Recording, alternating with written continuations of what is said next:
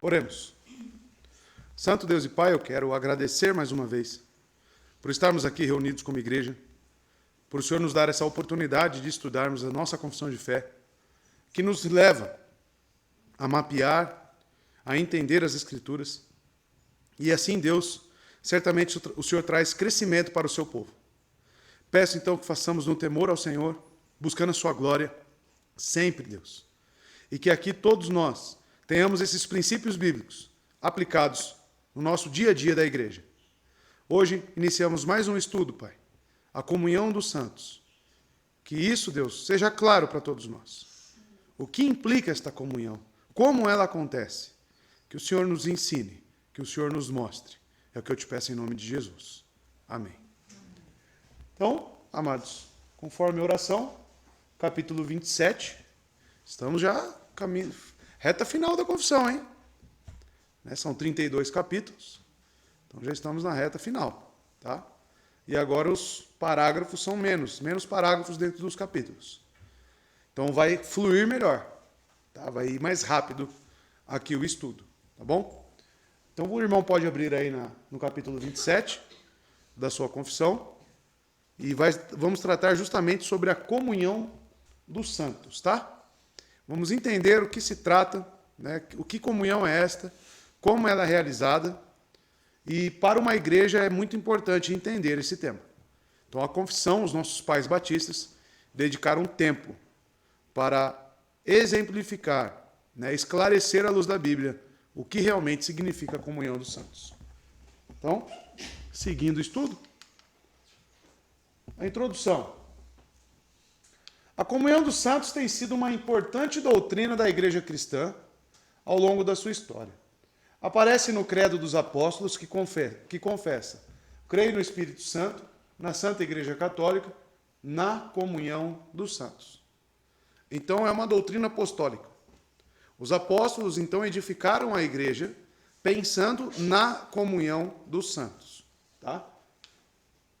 Este capítulo detalha o entendimento dos nossos antepassados batistas sobre o ensino da Bíblia sobre este assunto.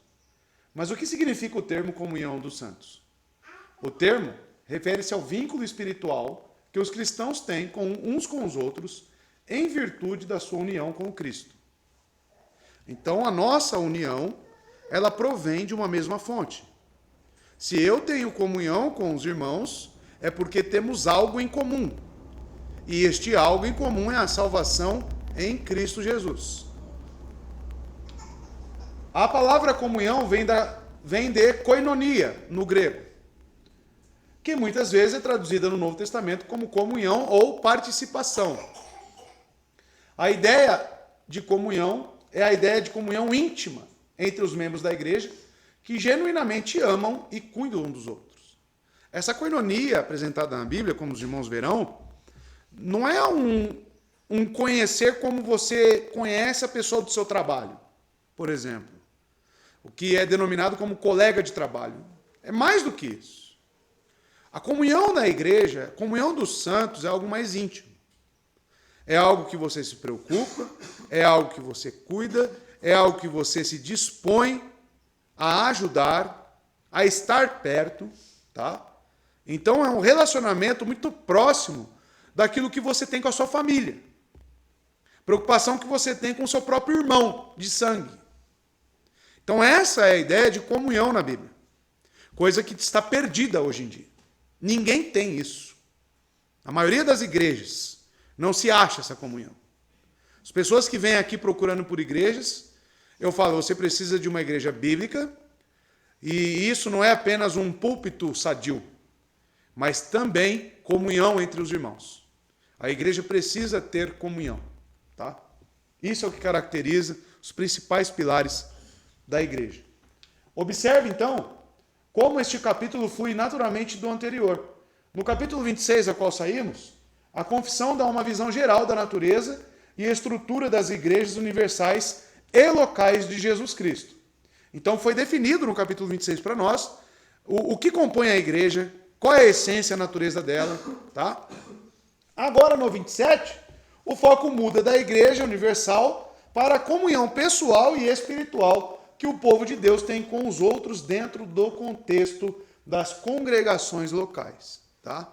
Então, como sempre é dito aqui, os capítulos da confissão, eles se conversam.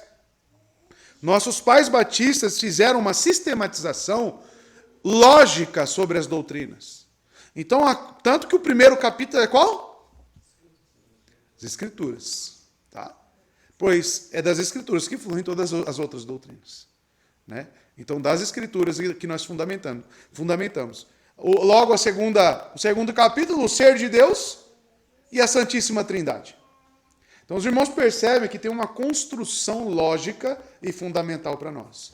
Agora, já no capítulo 26 para o 27, continuamos na mesma lógica. Estamos tratando sobre a igreja.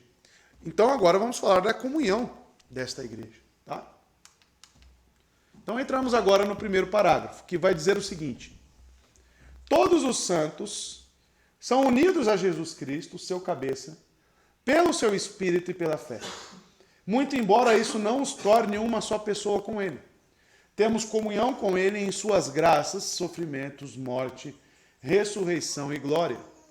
E estando unidos uns aos outros em amor, eles têm comunhão com os mesmos dons e graças, e são obrigados ao cumprimento de tais deveres, públicos e privados, de uma forma ordenada, assim como contribuírem para seu bem mútuo, tanto no homem interior quanto exterior. Tá? Atenção que, mais uma vez, no capítulo 26, que falou sobre as obrigações dos membros, eu li aqui na sexta-feira para os irmãos, tá? Fala sobre obrigatoriedade. Mais uma vez. Tá? Então agora veremos sobre o que se trata essa comunhão dos santos. Então, vamos destrinchar isso. Primeira coisa que enxergamos, os primeiros pontos ali do texto do parágrafo, vai falar sobre uma união espiritual com Cristo, tá? Por quê? Todos os santos são unidos a Jesus Cristo, seu cabeça, pelo seu Espírito e pela fé, tá? Então a primeira coisa que precisamos definir, como ocorre isso? A confissão afirma que todos os santos estão unidos a Jesus Cristo, sua cabeça, destacando a união que os verdadeiros cristãos têm com Cristo e que ele tem com eles. A Escritura fala dessa união espiritual entre o Senhor Jesus e seu povo em muitos lugares e descreve de pelo menos duas maneiras. Primeiro, como crentes estando em Cristo. Segundo, como Cristo estando nos crentes. Nós percebemos que a salvação é em Cristo. Todas as ideias de salvação, de santificação, de graça que nós temos, as Escrituras sempre nos trará algumas preposições interessantes, que é nele, né, que é por ele. Ou seja, existe um meio, existe uma forma, e isso é unicamente pelo Filho. Então, se nós temos comunhão uns com os outros, tudo isso é gerado por intermédio, através do Filho, tá? De sua obra. Por exemplo, Paulo ensina que os cristãos que estão em união com Cristo são ressuscitados com Ele. E suas vidas agora estão escondidas nele. Olha só. É como se você fosse revestido de Cristo, estivesse em Cristo, dentro dele. Isso é muito interessante. Veremos o texto de Colossenses 3. Além disso, Paulo declara que não há condenação para os que estão, para aqueles que se acham em Cristo. Romanos 8:1. Nossa posição em Cristo não se baseia no que fizemos, mas apenas o que Cristo fez. Assim, disse que o cristão é aceito, olha lá, no amado. Tá? Efésios 1:6. Deus não faz acepção de pessoas, nem há qualquer diferença de valor entre os eleitos de Deus, pois todos estão unidos e agora são um em Cristo Jesus. Isso aqui envolve aquele camarada que tem a fé muito pequenininha e perfeita, cheio de medo, cheio de incerteza, sabe esse cristão? Ah, eu não tenho certeza da salvação, sabe aquela fé bem fraquinha? Ele é salvo assim como aquele que ele reluz a luz de Cristo em seu rosto. Todos eles estão em Cristo, indiferentemente do tamanho da fé. E isso é que é maravilhoso. Por que isso? Por causa que a obra depende apenas de Cristo, não de nós. E se Ele nos deu a fé, é certo isso, que seremos salvos, irmãos. É certo, tá? Então, quando eu penso em comunhão, o primeiro ponto a ser destacado é que essa comunhão flui de uma união com Cristo, tá? Inicialmente. Textos, Colossenses 3, 1 a 3. Portanto, já que vocês ressuscitaram com Cristo, tá? Procurem as coisas que são do alto, onde Cristo está assentado à direita de Deus. Mantenham o pensamento nas coisas do alto e não nas coisas terrenas, pois vocês morreram e agora a sua vida está escondida com Cristo em Deus, tá? Romanos 8:1. Portanto, agora já não há condenação para os que estão em Cristo Jesus. Gálatas 3:28. Não há judeu nem grego, escravo nem livre, homem nem mulher, pois todos são um em Cristo Jesus, tá? Então existe uma união com Cristo. Existe um elo, existe uma conexão do verdadeiro crente com Cristo. Isso é perceptível. As tratativas de Deus com seus eleitos são tratativas de condução, de aproximação, tanto que chamamos de aliança, é um pacto. É um pacto firmado entre Deus e Cristo, na Trindade, o plano de redenção. E isso depende exclusivamente dele, tá? Então existe esse cuidado, estamos com Cristo, aqueles que creem verdadeiramente, esses são representados e estão nele. Fomos ressuscitados com ele, com Cristo. Outras ilustrações sobre isso. O apóstolo Paulo também se regozijou na realidade de que Cristo, o Cristo ressurreto, vivia nele. Isso em Gálatas 2:20. Isto é, Cristo habitava nele pelo Espírito Santo. Essa foi a mesma verdade que Paulo procurou tornar conhecida aos cristãos, que Cristo, a esperança da glória, também habita neles. Eis que não vive mais eu, mas Cristo vive em mim.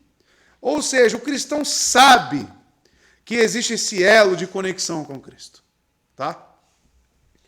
Colossenses 1, 26 a 27. Na verdade, Paulo encorajou os crentes a se examinarem, a fim de determinar se eles estão na fé e se Cristo residia neles. Romanos 8, 10, 2 Coríntios 13, 5. O próprio Senhor Jesus falou dessa união mútua. Em João 15, por exemplo, ele disse a seus discípulos: permaneçam em mim e eu em vocês.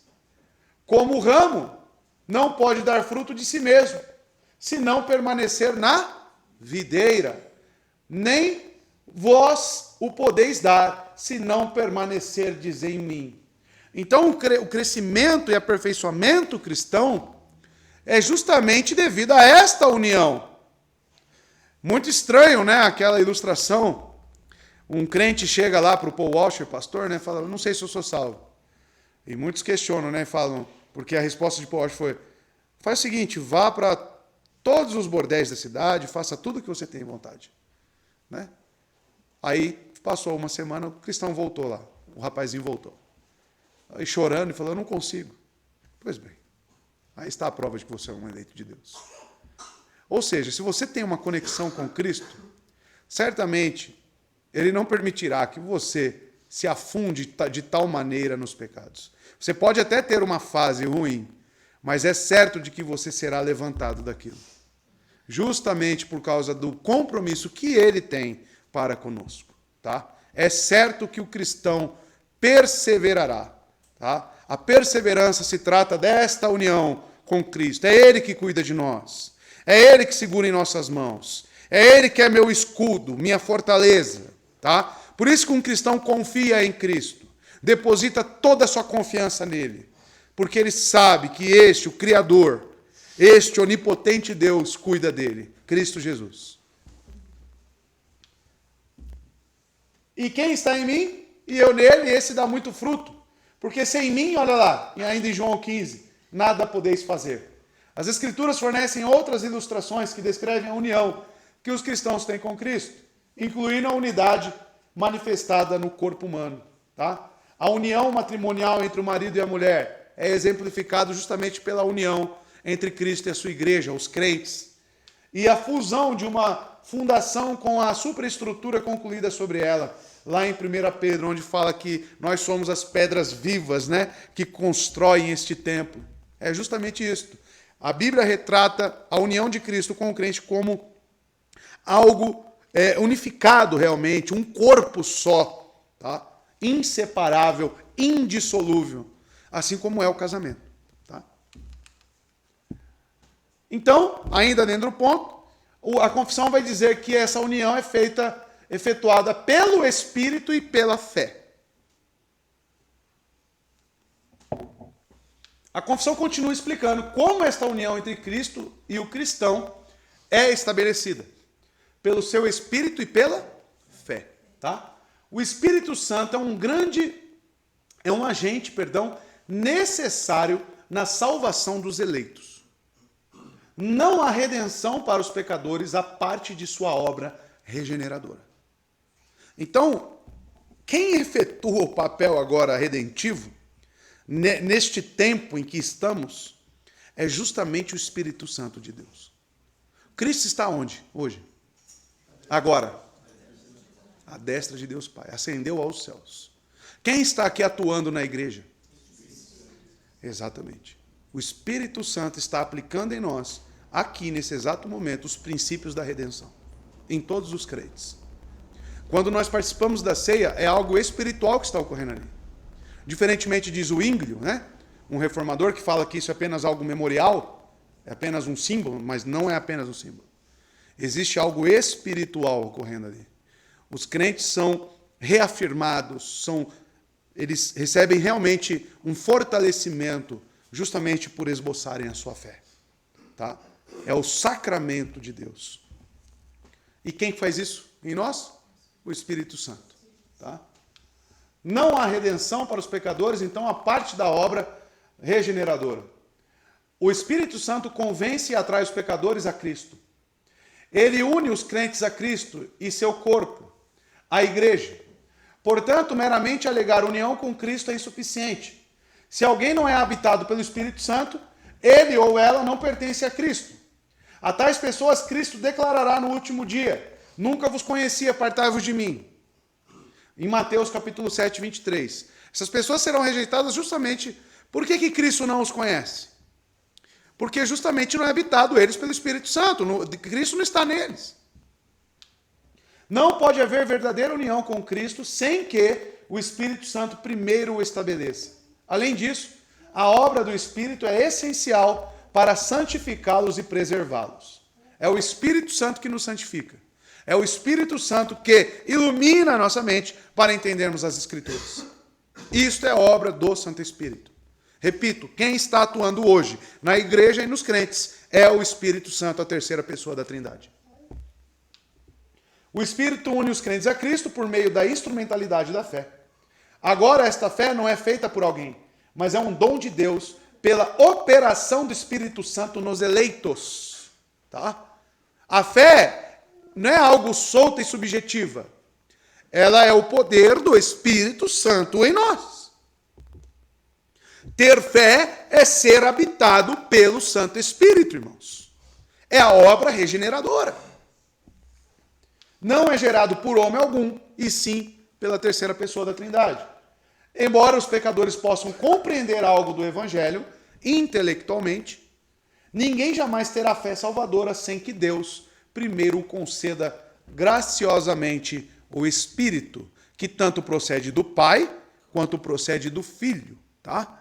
Então o Espírito Santo habita em todos os crentes. A fé do indivíduo é mediante esta obra do Espírito Santo. As pessoas que falam que você precisa de um segundo batismo, um batismo no Espírito Santo. Então você não era salvo. Então você não tem fé. Porque só existe um batismo com o Espírito, mediante a fé. Pode falar, Vitor. É igual no sermão da Nath Pink, falando qual que vinha primeiro, se era a regeneração ou a fé. Aí ele explica que a regeneração, ela, em embora sejam praticamente simultâneas, né? A regeneração que possibilita a pessoa crer e ter a fé. Que é o Espírito Santo que abre os olhos da pessoa para que ela enxergue a sua necessidade e assim crê em Cristo. Exato. É uma obra do Espírito. Praticamente simultâneo, né? Que não tem como ter a fé sem que o Espírito Santo abra os olhos. Não tem. Não tem. Porque Exatamente. a maioria das igrejas hoje acredita que o homem pode produzir fé por si mesmo. Né? Sim, esse é o problema. E aí o Espírito Santo está lá só para dar um auxílio só. E isso é você diminuir a obra regeneradora do Santo Espírito. Falta para essas igrejas estudar pneumatologia, né? A obra do Espírito Santo. Tá? Isso é muito importante. Ainda mais sabendo que é ele que está atuando hoje na igreja em nós. Tá? E quando eu penso em comunhão na igreja, é justamente a união pelo Espírito. Tá? Textos. João 3, conversa de Nicodemos com Jesus. Em resposta, Jesus declarou: digo-lhe a verdade, ninguém pode ver o reino de Deus se não nascer de novo. Então, a obra regeneradora do Santo Espírito. Perguntou Nicodemos: como alguém pode nascer sendo velho? É claro que não pode entrar a segunda vez no ventre de sua mãe e renascer. Respondeu Jesus: digo-lhe a verdade, ninguém, ele repete, ninguém pode entrar no reino de Deus se não nascer da água e do Espírito. Tá? Envolvendo, inclusive, o batismo. 1 Coríntios 12, 13. Pois em um só corpo, todos nós fomos batizados, em um único Espírito, quer judeus, quer gregos, quer escravos, quer livres, e a todos nós foi dado beber de um único Espírito. Tá? O mesmo Espírito que procede do Pai, tanto quanto do Filho, habita em mim e habita em todos os crentes verdadeiros. É o mesmo Espírito. Tá? Romanos 8, 9. Entretanto, vocês não estão sob o domínio da carne, mas do Espírito. Se de fato, Paulo lança, o Espírito de Deus habita em vocês. E se alguém não tem o Espírito de Cristo, olha lá, não pertence a ele. A fé, ela não é algo apenas intelectual sobre os fatos do Evangelho. Um incrédulo, ele pode concordar com os fatos da Bíblia. Muitas pessoas podem falar, é verdade. E dizer, inclusive, eu acredito, eu creio. Mas isto é morto em si mesmo, se o Espírito Santo não habitar no indivíduo. Tá? Como diz Romanos aqui, Paulo, em Romanos, capítulo 8, verso 9. Efésios 3, 16 e 17. Oro para que, com suas gloriosas riquezas, ele os fortaleça no íntimo do seu ser, com poder, por meio do seu Espírito. Então, o crente está fraco. O que ele precisa? Ser fortalecido por meio de quem? Do Espírito. Por isso que Paulo fala, não entristeçam o Espírito Santo. Lembra esses dias, né? Não entristeçam. Por quê? Ele é o meio pelo qual o crente é fortalecido. Andamos no Espírito. Então você precisa de um relacionamento mais aprofundado com o Santo Espírito. Tá? Para que Cristo habite em seus corações mediante a fé. Olha lá. E oro para que vocês, arraigados e alicerçados em amor. Então, por meio do Espírito, para que Cristo habite em seus corações mediante a fé. Os irmãos percebem a conexão da fé com o Espírito Santo? É algo inerente do Espírito. Você tem fé por intermédio do Espírito que habita em você. E aplica esses princípios em seus corações. Em todos os crentes é assim. Tá? Então, fé não é algo que eu gero. Fé não é algo que eu penso e o meu poder cognitivo concorda.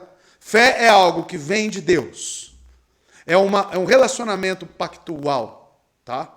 Com Cristo que nos envia este Espírito para aplicar em nós todos os princípios. E um aspecto negativo aqui desta união, o que não é? A confissão agora qualifica a frase união com Cristo, afirmando o que ela não implica. Para maior esclarecimento, essa declaração deve ser comparada com o capítulo 26 do parágrafo 3º da Confissão de Westminster, que afirma: esta comunhão que os santos têm com Cristo não os torna de forma alguma participantes da substância de sua divindade ou ser igual a Cristo em qualquer aspecto. Por quê? Muitas heresias surgiram ao longo do século, inclusive o panteísmo, que diz que se Cristo habita dentro de mim, logo eu sou como Deus. Logo eu tenho poderes sobrenaturais. E hoje, inclusive hoje, veremos aqui nas palavras de São Aldrin, muitas teologias são formuladas, muitas igrejas que os irmãos conhecem, têm este princípio. Por isso que eles dividem até em 2 batismos. Porque o segundo batismo no Espírito é algo que concede uma força extraordinária e algo sobrenatural. Um misticismo puro. Tá? Qualquer um dos quais afirmar isto é ímpio e blasfemo, diz a Confissão de Westminster. Tá? Os autores da Confissão de Westminster rejeitaram fortemente a ideia de que a união de um cristão com Cristo implica ser igual a ele ou divino em qualquer aspecto que seja. São Aldrin declara, esta foi uma qualificação importante no século XVII. Diferentes seitas estavam interpretando a união com Cristo em um sentido místico e panteísta. Tá? O panteísmo prega que Deus ele habita em tudo. Tá? E em todos. Tá bom? É uma distinção necessária em nossos dias. Aí o Aldrin diz ainda, em nossos dias temos 10 cultos, como o mormonismo, que ensinam que as pessoas se tornam divinas após a morte. Além disso, os carismáticos pentecostais do movimento Palavra da Fé ensinam a seus adeptos que a união com Deus os torna pequenos deuses. Tá? Tal ensinamento é responsável pela teologia herética do nomeie e reivindique, tome posse. Já viu isso? Vem desse movimento. Determine. Ou seja, você é divino, você determina. Você consegue. Por quê? Você é como Deus. Nomeie e reivindique pelo evangelho da prosperidade de nossos dias. Tá? Não aceite isso. Não aceite essa doença. Repreenda. Entende? Esses são movimentos heréticos dos nossos dias, justamente que são oriundos dessa falsa interpretação sobre a união dos crentes com Cristo. Tá? Realmente, Deus habita em nós? Sim. Mas isso nos torna divinos? De jeito maneira. Isso é heresia. Tá? Nós temos sim o Espírito Santo em nós, mas em um processo de santificação e convencimento contínuos. Nós não deixamos de ser pecadores e criaturas por isso, tá bom?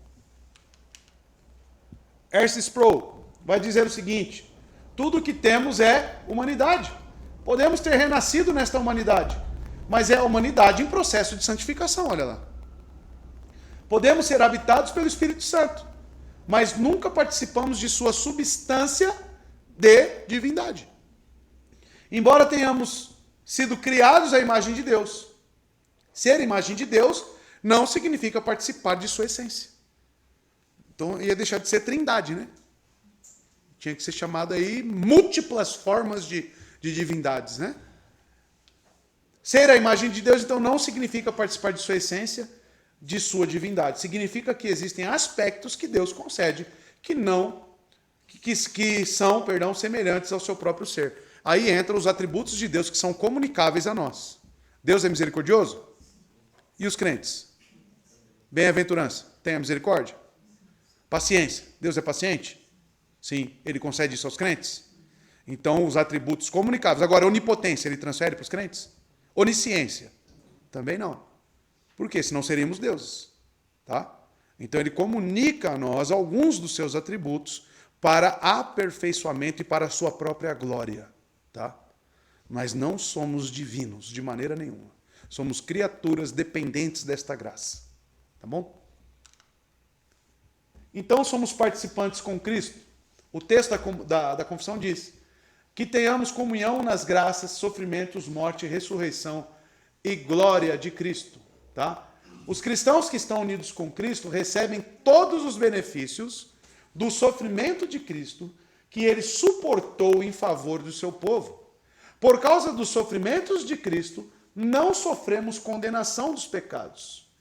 É o que nós chamamos da doutrina da imputação, ou seja, a justificação que nos é imputada pelos méritos e obras de Jesus. Por causa da morte de Cristo, os cristãos não terão que suportar a segunda morte. Hebreus 2:9. Por causa da ressurreição de Cristo, olha só o que é ser participante com Cristo. Os crentes agora são justificados e também são ressuscitados como Cristo. Qual que é a base e a garantia de que nós também ressuscitaremos? Ele ter ressuscitado. Cristo ter ressuscitado e vencido a morte, como ele se apresentou aos apóstolos. Hoje é dia do Senhor. Hoje é o dia onde nós comemoramos e lembramos disto. Além disso, os cristãos que estão espiritualmente unidos a Cristo compartilham, em certa medida, as mesmas experiências de Cristo. Aqueles que vivem uma vida piedosa traz para eles o quê? Perseguições. Sofrerão perseguições. Tá? Assim como Cristo. Isso é ser participante com ele. Nós participamos de tudo aquilo que ele participou. Ele ressuscitou? Ressuscitaremos. Ele andou em santidade? Então ele nos transformará e nos chamará para as boas obras. Nos aperfeiçoará para isso. Se ele foi perseguido, nós seremos perseguidos. Justamente por este efeito de nos tirar das trevas para a luz. Então nós participamos com Cristo de todas as suas bênçãos e também de todos os seus sofrimentos. Tá? Aqueles que suportam sofrimentos nesta era presente são considerados participantes dos sofrimentos de Cristo. E, amados, tudo isso que eu estou passando para os irmãos, ser participantes com Cristo, são características dos cristãos. Tá? O Cristo está sentado em seu trono à direita do Pai, onde Deus nos vivificou e nos assentou com Ele, nele.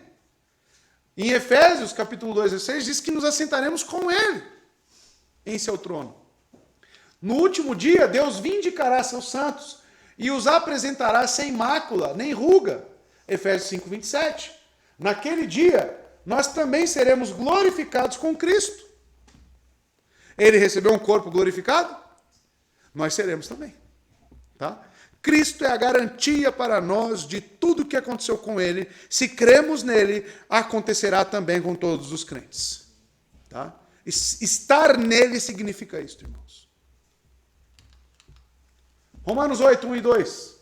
Portanto, agora já não há condenação para os que estão em Cristo Jesus, porque por meio de Cristo a lei do Espírito de vida me libertou da lei do pecado e da morte.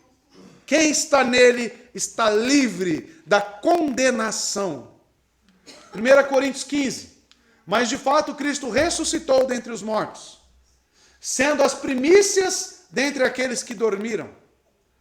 Visto que a morte veio por meio de um só homem, também a ressurreição dos mortos veio por meio de um só homem. É o segundo Adão. Tá? Então, em Cristo nós seremos ressuscitados também. João 15, 20. Lembre-se das palavras que eu lhes disse. Nenhum escravo é maior do que o seu senhor. Se me perseguiram, também perseguirão vocês. Olha lá, participamos inclusive disso. Se obedeceram a minha palavra, também obedecerão a de vocês. E 1 Pedro 4,13. Mas alegrem-se, à medida que participam dos sofrimentos de Cristo, para que também, quando a sua glória for revelada, vocês exultem com grande alegria. Tá? Isso significa ser participante com Cristo. Estar unido com Cristo é ter esses princípios aqui em nós. R.C. Sproul acrescenta, tão importante é esse conceito, em termos de nossa união com Cristo, que o apóstolo Paulo diz que, a menos que estejamos dispostos a participar do seu sofrimento e morte, não entraremos em sua exaltação. 2 Timóteo 2,11. Se entrarmos nas aflições de Jesus e abraçarmos sua humilhação, participaremos de sua exaltação e glória. Tá? Então é aquele que tem a sua vida, a perderá. mas a achará. Em quem? Em Cristo. Tá? Então nós seguimos os passos do nosso mestre. Isso é estar unido com Cristo. Isso é sinônimo de cristianismo. Tá bom? Samuel Waldron. Tudo que Cristo fez e tudo que ele agora possui como mediador pertence a nós. Que realidade gloriosa é que Deus nos abençoou em Cristo com toda sorte de bênçãos espirituais, porque estamos nele. Aí o segundo ponto, a comunhão entre os cristãos, tá? Então, até aqui é a base da nossa comunhão, tá? Estar unido com Cristo, ok? Ser habitado pelo Espírito Santo, ser participantes das glórias de Cristo e também dos seus sofrimentos. Isso é ser cristão. Agora, a comunhão, como isso reflete na nossa vida? Entre eu e a Fabiane, entre eu e o Felipe. Como que isso reflete? Tá? Estar em Cristo tem algum reflexo na minha vida para com todos? As 2 tábuas da lei já diz isso. Amar a Deus acima de todas as coisas. E a segunda tábua, o resumo, o seu próximo como a ti mesmo. Tá? Então, com certeza, absoluta, amar a Deus e estar em Cristo tem algum reflexo na nossa vida aqui, digamos, horizontal, né? Entre irmãos. Texto lá, do parágrafo. Estando unidos um ao outro no amor, eles têm comunhão nos dons e graças um do outro. O resultado da união com Cristo é a comunhão dos santos, uns com os outros.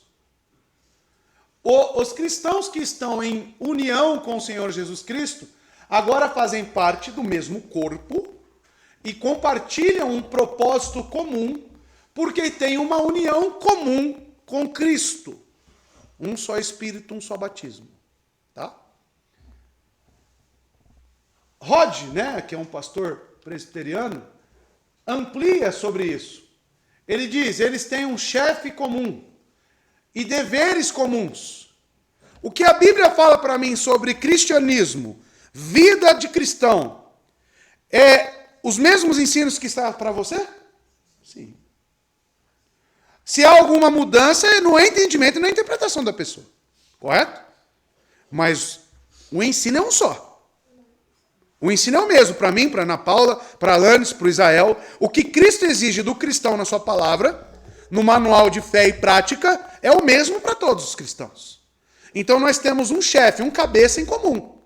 Nós temos diretrizes em comum. E ainda mais, nós temos o mesmo Espírito que nos guia na mesma palavra. Tá? Então veja. Um sistema lá, deveres comuns com relação a ele, uma profissão comum, né, a profissão de fé no caso, um sistema comum de fé para manter, um evangelho comum para pregar, uma adoração e serviço comuns para manter. Tá? Eles têm uma vida comum e o Espírito Santo habitando e unindo em um todo o corpo. A confissão destaca o amor como um dos laços que une os crentes.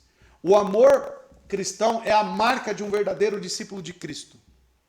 É a natureza de Deus. Deus é amor. João vai falar que aquele que não ama, conhece Deus? Não conhece. Tá? Então o amor é um atributo comunicável de Deus, do próprio ser de Deus, que se torna a principal marca do cristão. O amor entre eles, o amor entre os irmãos. Que nos distingue de todas as outras pessoas. Nosso próprio Salvador nos ordenou amar uns aos outros, como eu vos amei. João 3,34. O apóstolo Paulo instruiu ainda mais, que sobre todas essas virtudes, revestindo-vos do amor, que a todos une em perfeita unidade. Veremos isso na exposição de Colossenses. Tá? O amor. A qual ele já destacou que os colossenses tinham, né, no capítulo 1. O texto também fala sobre ter uma comunhão nos dons e graças uns dos outros. Tá? Então, se Cristo nos une e habita em nós por intermédio do Espírito Santo, significa que Ele nos capacita, ele nos concede graça, ele nos concede dons. Correto? Existe algum cristão sem dom? Pergunta aos irmãos. Impossível. A própria fé é um dom. A própria fé é um dom. E outros dons também. Que quem dá? O Espírito. E aí, o que você faz com esses dons? Praticá-los aonde? Principalmente na igreja. Então veja. Esse é o pensamento agora. Outro resultado da comunhão cristã, veja, é compartilhar os benefícios dos dons e graças uns com os outros. Deus é a fonte de todos os dons espirituais e os distribui dentro da igreja como ele bem entende. 1 Coríntios 7:7, capítulo 12, verso 11, tá? Eles são dados para o bem comum de todos os crentes. Bem comum, tá? Dentro da igreja, Cristo dá dons e graças específicos para ministrar sua palavra, para instruir, para edificar a igreja. Tem uns textos aqui que eu mostrarei. Outros recebem dons de serviço, hospitalidade ou generosidade para beneficiar ainda mais o corpo. Todos os cristãos dentro da igreja receberam dons espirituais. Todos. Não existe um cristão que não tenha um dom. Além da fé, claro, que esse é o comum entre todos. E todos os cristãos dentro da igreja receberam dons espirituais segundo a medida do dom de Cristo. Tá? Assim, Cristo provê os meios de edificação mútua. Dons e graças que fortalecem o corpo enquanto os membros compartilham seu quinhão uns com os outros. Textos. 1 Coríntios 12, 11 e 12. Todas essas coisas, porém, são realizadas pelo mesmo e único, olha lá, Espírito. E Ele as distribui individualmente a cada um conforme quer.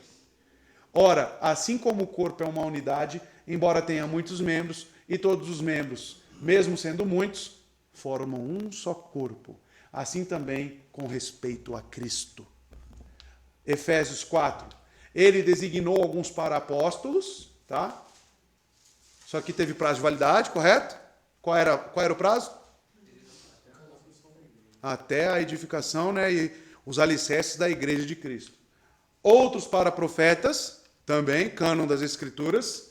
Outros para evangelistas, né, aqueles que escreveram os evangelhos. E outros para pastores e mestres. Esses aqui são os ordinários que nós vimos hoje lá, tá? Com o fim de... Olha lá, os dons aqui, ó. Até os apóstolos tiveram um fim. Qual que é o fim? Preparar os santos para a obra do ministério, para que o corpo de Cristo seja edificado. Sou salvo em Cristo Jesus, mas não quero servir a igreja. Sou salvo em Cristo Jesus, mas quero ficar em casa. É salvo? Dá para cravar que esse irmão é salvo, irmão? O Espírito Santo habita nele? Como? Amados, a nossa obrigação é justamente, o Espírito Santo nos levará a servir. O Espírito Santo nos capacitará para um propósito. Já pensou? Só para ilustrar isso. André, te chamo para ser ministro da palavra. Amém, Senhor? Mas eu vou ficar em casa. Você vai ministrar para quem? Você vai pregar para quem na sua casa? Para o seu gato? Só para sua esposa? Então é incoerente, é ilógico afirmar que o Espírito Santo habita em mim, me capacitou, me deu dons para mim ficar em casa. Para mim não servir a igreja. É incoerente. Tá? Então você que está na igreja e já é membro, o que você tem que buscar? Em oração, em dedicação, servir. Se você tem uma aptidão maior para a oração, sirva desta forma, orando. Se Deus te abençoou com recursos, abençoe a igreja com recursos. Se Deus te deu o dom de serviço, de trabalho, trabalhe para a igreja. Se Deus te deu, capacitou você a ter um entendimento, um pouco mais desenvolvido, uma dialética um pouco melhor, todo dom perfeito e toda boa dádiva vem da onde, irmão? Vem do alto. Aonde que você tem que empregar isso? No seu trabalho? No trabalho o cara vai lá, dá palestra, né? E fala, e tá, ensina. Aí na igreja? Não quer. Não quero. Peraí. Você recebeu os dons de Deus para enterrá-los? E os meus eleitos, Cristo vai perguntar para você. E as minhas ovelhas? Se eu te dei um dom, é para que você edifique elas. E você tem que encontrar o seu lugar no corpo e servir, irmão. Porque é a finalidade também do Espírito Santo estar habitando em você. Tá? O Espírito Santo não é uma figura neutra dentro de você. Ele não está aí, uma presença, né? Ali que não exerce nada, que está só vendo você, né? Às vezes as pessoas acham que é isso. O Espírito Santo está em mim, mas não tem participação nenhuma. Não, é você, pela dureza e incredulidade do seu coração, que tem enterrado os seus talentos. Que tem que servir à igreja, que tem que desenvolver. Se Deus te deu a capacidade de pregar, meu irmão, e nós damos oportunidade aqui, se fosse uma igreja que fechasse o púlpito para as pessoas, né? Aí vocês poderiam reclamar, mas longe de mim isso. Se Deus te deu a oportunidade de você pregar, de você servir, saiba que você, na sua pregação, você pode salvar uma alma. Você pode abençoar um eleito. Não recolha as mãos, tá? Não recolha. E é citado aqui, ó. A confissão agora impõe aos cristãos, olha só, suas obrigações de servir uns aos outros com os dons e graças que Deus lhes concedeu. Porque o texto da confissão diz lá o seguinte: são obrigados ao cumprimento de tais deveres, públicos e privados, de maneira ordenada, que conduzam o seu bem mútuo. Bem mútuo de quem? Da igreja. Tanto no homem interior como no exterior, que aí vem as provisões do dia a dia básicas. Então não é suficiente para um crente meramente possuir essas habilidades graciosamente conferidas. Há uma obrigação divina de exercê-los diligentemente para o mútuo bem da igreja. Tá? É obrigação sua. Se Cristo te salvou, o que diz lá em Tito 2,14? Ele comprou para si um povo particularmente seu, dedicado a... O que envolve as boas obras? Servir, irmão. Abençoar seus irmãos. Se desenvolver e ser desenvolvido. É na igreja. Tá? Então você não está aqui para apenas ficar sentado. Você está aqui para edificar a igreja. Com aquilo que Cristo tem te dado através do Espírito Santo. Tá? Os cristãos não têm a liberdade de enterrar seus talentos. A comunhão não envolve desaceleração. Se alguém recebeu o dom de pregar, ele é obrigado a pregar diligentemente. O que Paulo diz? Ai de mim, se não pregar o evangelho. Ai de mim. Foi chamado para isso. Imagina ele não querer fazer. E você foi chamado para alguma coisa, esteja certo. Se o Espírito Santo habita em você, certamente você tem uma função no corpo. Tá? Se outro recebeu o dom de ensinar, ele é obrigado a ensinar conscienciosamente. Os dons devem ser considerados como capacidades dadas por Deus que devem ser exercidas para a edificação da igreja. O Catecismo de Heidelberg aborda maravilhosamente esse ponto. Quando pergunta, olha a pergunta do Catecismo de Heidelberg. O que você entende por comunhão dos santos? Pergunta lá. A segunda metade da resposta responde que todos devem saber que é seu dever prontamente e alegremente empregar seus dons para a vantagem e salvação de outros membros. Isso é servir. Servir uns aos outros é você desempenhar a salvação de vocês. Pedro não diz isso? Né? Desempenhem a salvação de vocês. Exerçam a salvação de vocês. Como? Servir na igreja. Edifique e seja edificado. Porque tem alguém te servindo. Tá? O pastor é um servo. O que eu estou fazendo aqui com os irmãos? Estou servindo aos irmãos aqui. tá? Estou desempenhando aquilo que Deus me chamou para fazer, tá? Pode falar. No catecismo ortodoxo, do Eco História, também fala que o que você crê sobre a comunhão dos santos? A resposta fala: primeiro, creio que todos os crentes, de forma individual e coletiva, como membros dessa comunidade, estão em Cristo e compartilham de todos os seus tesouros e dons. Segundo, creio que cada membro deve considerar um dever usar esses dons com dedicação e alegria para o serviço e benefício dos outros membros. Dever. É opcional? Dever. E ele dá todas as bases bíblicas aqui. Então tem que lavar a louça lá, Fabiano. Tem que servir. É dever. Fazendo sua obrigação. Né? Entenderam? Oi? Alegre. Alegremente. Sorrindo. Né? Sirva. Está servindo os irmãos. Tá? Cantar, tocar, né? Tudo com alegria, com satisfação para o Senhor. Tá? Então, é isso que fala aqui sobre as obrigações. Tá? A comunhão, então, para nós é edificação. Então, pense quando estiver servindo, estou edificando. Né? Eu estou dando um bom exemplo. A pessoa está vendo ali eu lavar um simples prato, mas ela está lavando o meu prato que eu sujei. Né? Esse irmãozinho está me servindo. Todas essas pequenas coisas, quando somadas, é uma grande demonstração que amamos uns aos outros. Tá? Então, nunca limpar uma cadeira é descartável. Nunca. Você limpa o banheiro para quê? Para que seus irmãos utilizem. Para serviço dos seus irmãos. Eu preparo uma cantina, tem que ser a melhor cantina. Porque é para os meus irmãos. Tá? Não é preparar qualquer coisa. É para a edificação mútua, irmãos. Tá? Olha a perspectiva como muda. Né?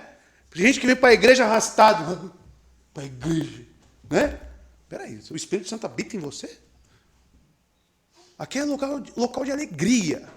Aqui é local de ser reunidos com aqueles a qual Cristo comprou na cruz. Tá? Os cristãos devem ser bons mordomos de seus dons, sendo fiéis em empregá-los na igreja local.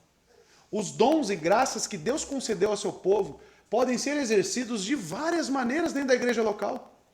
Desta forma, o corpo é edificado, como um todo, por meio de exortação e repreensão.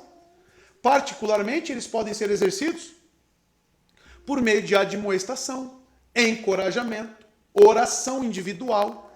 Tá? Tais dons podem ser os meios que o Senhor usa para restaurar nossos irmãos. Talvez tenha algum pecado que o irmãozinho esteja sofrendo, que você já foi santificado nessa área, que você tem visão do pecado, que você entende o que ele está passando. Aí o que você vai fazer? Porque se você venceu isso, foi por graça. Foi pelo Espírito Santo, pelo convencimento do Espírito Santo. Aí você vai pegar esse irmãozinho e você vai explicar para ele o que está acontecendo. Isso envolve as exortações mútuas. Isso envolve os encorajamentos. Tá? Então você tem função. E tem o que fazer aqui no corpo, sim. Tá? Pode falar. Isso acontece muito no nosso curso de oração, né? Sim. A gente vê que a gente não está lutando sozinho, né? Exatamente. Às vezes o que a gente está sofrendo com o nosso pecado, outro irmão também está, e assim a gente vai. Exato. A reunião de sexta-feira é importantíssima para o corpo. Até para que você tenha... Desperte também a visão do seu pecado. Exato. Né? Às vezes você olha lá, meu irmão, ele está passando a mesma coisa que eu. E às vezes você recebe encorajamento. Às vezes você recebe uma exortação sobre aquilo. Então, uma igreja que não tem esse momento de confissão mútuas, poxa, está perdendo justamente a essência da igreja. E é onde que podemos crescer por meio disso. É um meio de graça. Tá? Então as pessoas perdem igrejas que não têm confissão. Então, amados, cada crente tem a capacidade e obrigação de contribuir para o bem de toda a igreja. Também é importante notar que não devemos amar nossos irmãos apenas de palavra ou de língua, né, ou de boca, mas em obras e em verdade. Tá? Então, para você me amar, você tem que lavar minha louça lá mesmo, meu irmão. Não é só de, eu te amo, pastor. É mesmo? Então lava lá minha louça. Né? Então venha para a igreja, suporte-me, me encoraje, ore por mim. Aí realmente você estará demonstrando amor. A confissão afirma que os cristãos devem se preocupar com o bem de seus irmãos. Não apenas com referência às suas almas, mas também com relação ao homem exterior, tá? Porque fala o homem interior e o homem exterior. Tratativa de pecados, tratativas das coisas comuns desta vida, tá? É pegar um irmãozinho, né, que tá sem um dente, aí você tem o conhecimento ou tem recurso, pode ir lá no dentista que eu vou arrumar seu dente, meu irmão, tá? Pode ir lá, eu te abençoo com isso. Não precisa sair contando os quatro cantos, fale com o irmão. Então você está aqui para isso, tá? Vê o irmãozinho lá só com um par de tênis, rasgado. Irmão, eu vou te dar também um tênis, tá? Assim, nós se preocupamos com o homem interior e com o homem exterior também, tá? Tudo isso envolve. Conclusão. Embora muitas aplicações possam ser extraídas deste parágrafo, a primeira é, obviamente, a supremacia da união com Cristo. Tudo flui dele, tá? Se amamos uns aos outros é porque ele nos amou primeiro, tá bom? Pois sem ela não há vida espiritual e nenhuma comunhão cristã genuína. A união com Cristo torna uma pessoa cristã. Caso contrário, uma pessoa é cristã apenas no nome, é o cristão nominal. E suas interações com outros são meramente sociais, nunca subindo ao nível da comunhão cristã. Irmão, vou falar baixinho aqui para você, tá?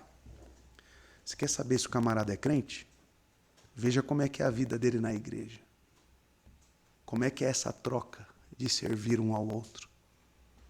Vê como é que ele ama o seu próximo. Essa é a principal marca do cristão, tá? Porque o reflexo da união com Cristo, que não teve por usurpação ser como Deus, mas se humilhou e nos serviu, Cristo nos serviu. Você não quer servir? O reflexo dessa união com Cristo é aqui o nosso relacionamento mútuo entre uns e outros, tá? Olha lá, Cristo concede vida espiritual e permite uma vida compartilhada com outros verdadeiros cristãos. Aonde que fica egoísmo? Aonde que fica eu quero apenas ser servido? Eu não estou nem aí para ninguém. Como é que ficam esses sentimentos quando comparados com as verdades bíblicas, com a vida de um cristão? Tá? Em segundo lugar, é imperativo que cada crente se comprometa com o corpo de Cristo local. Irmãos, não existe desigrejado. Não existe desigrejado. Crente desigrejado não existe. É incongruente, é ilógico, não cabe, não casa com as verdades bíblicas, tá? É impossível, é impossível. A união com Cristo inerentemente une os crentes uns aos outros. Nós fomos chamados para a vida em comunidade. No céu vai ter que lá, vai ter só a sua casa trancada e você lá dentro lá. Aí Cristo entra de vez em quando, opa, comida, opa, água. No céu estaremos com quem? Com vários outros crentes, fazendo o quê? Adorando a Deus, contemplando a Deus, estando lá num deleite eterno em Deus. Como? Junto com os meus irmãos. Junto com os meus irmãos. Aí, durante a vida, o cara quer ser um monge, né? Quer viver trancado numa caverna. Só ele. É o egoísta. Só quer saber dele, dos problemas dele, e não vive igreja. A união com Cristo inerentemente une crentes uns com os outros. Portanto, não há opção para ninguém estar em união com Cristo e ainda abandonar o corpo local de crentes. Vocês entenderam porque é inconcebível ter que ficar falando para o crente que ele precisa vir para a igreja? Vocês entenderam? É aqui que as coisas acontecem, irmão. Se você é salvo, é porque você foi chamado para administrar esses dons concedidos por graça aqui, no culto, adorando junto, amando, servindo. Aí o cara não quer ir para a igreja. Uma dor na unha, não vou mais para a igreja.